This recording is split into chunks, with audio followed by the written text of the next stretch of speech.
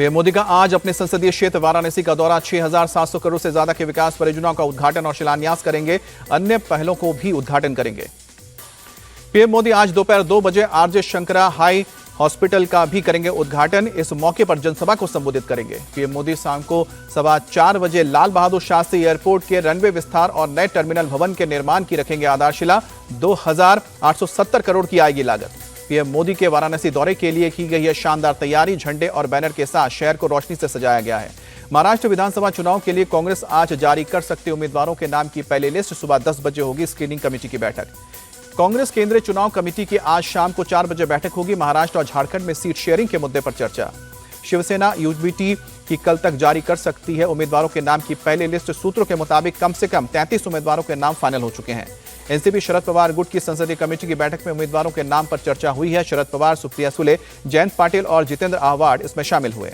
Deputy CM Devendra Fadnavis बोले, BJP की पहली लिस्ट कभी भी आ सकती है। ज्यादातर सीटों पर सहमति बन चुकी है। झारखंड के लिए बीजेपी ने 66 उम्मीदवारों के नामों की लिस्ट जारी की है। धनवार से बाबूलाल मरांडी, जामतारा से सीता सोरेन और सरायकेला से चंपाई सोरेन को टिकट। 2 पूर्व सीएम अर्जुन मुंडा और मधु कोड़ा की पत्नी को बीजेपी ने चुनाव मैदान में उतारा है। मीरा मुंडा को पोटका, गीता कोड़ा को जगन्नाथपुर से टिकट। 2019 लोकसभा चुनाव में शिबू सोरेन को हराने वाले सुनील सोरेन को बीजेपी ने दुमका से मैदान में उतारा है। कोडरमा से मीरा यादव, झड़िया से रागिनी सिंह को टिकट। बाबूलाल मरांडी ने कहा है कि इस बार झारखंड में परिवर्तन होगा। ठगने और लूट करने वालों को जनता फिर से सत्ता से हटा देगी। झारखंड में जेएमएम और कांग्रेस मिलकर 70 सीटों पर चुनाव लड़ेंगे। सीएम हेमंत सोरेन का बयान। बची हुई 11 सीटों पर लेफ्ट और राजद लड़ेगी चुनाव। कौन कितने सीटों पर चुनाव लड़ेगा अभी तय नहीं है। सीएम सोरेन ने जानकारी दी है। राहुल गांधी ने झारखंड में किया चुनावी शंखनाद। रांची में संविधान सम्मान सम्मेलन में बीजेपी पर हमला बोला। कहा कि आदिवासियों को बनवासी कहने के पीछे उनका हक छीनना है बीजेपी की सोच।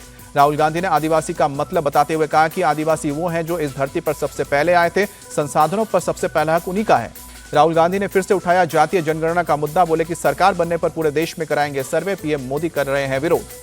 राहुल गांधी के आदिवासी पर दिए बयान को बीजेपी नेता कैलाश विजयवर्गीय ने बताया झूठा। कहा कि किसी भी दस्तावेज को चेक कर लें, बीजेपी ने आदिवासी को बनवासी नहीं कहा। यूपी के मंत्री संजय निषाद ने कहा कि निषाद पार्टी अपने सिंबल पर लड़ेगी उपचुनाव, उम्मीदवार भले ही बीजेपी का हो। यूपी उपचुनाव पर मंथन के लिए सीएम आवास पर हुई है बैठक। डिप्टी सीएम, जिला प्रभारी समेत कई नेता मीटिंग में शामिल हुए। बैठक में बोले सीएम योगी, सभी प्रभारी मंत्री अपने अपने क्षेत्र में जाएं, बूथ कार्यकर्ताओं को करें सक्रिय। बीजेपी ने 8 राज्यों की 24 विधानसभा और 1 लोकसभा सीट पर उपचुनाव के लिए उम्मीदवारों के नाम की घोषणा कर दी है। वायनाड लोकसभा सीट से प्रियंका गांधी के खिलाफ नाव्या हरिदास को मैदान में उतारा है।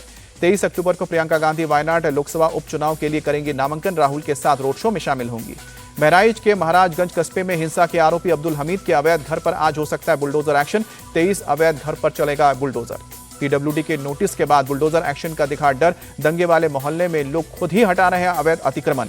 उज्जैन नगर निगम का एक्शन। सिंहस्थ क्षेत्र में अवैध अतिक्रमण को हटाने के लिए पुलिस पहुंची। हरिद्वार के मीरपुर में बने अवैध मजार को तोड़ा गया। पुनर्वास विभाग की जमीन पर बना था। बिहार के अररिया में दवा व्यवसायी की हत्या। अज्ञात बदमाशों ने गोली मारकर मौत के घाट उतारा। पुलिस ने केस दर्ज करके जांच शुरू की।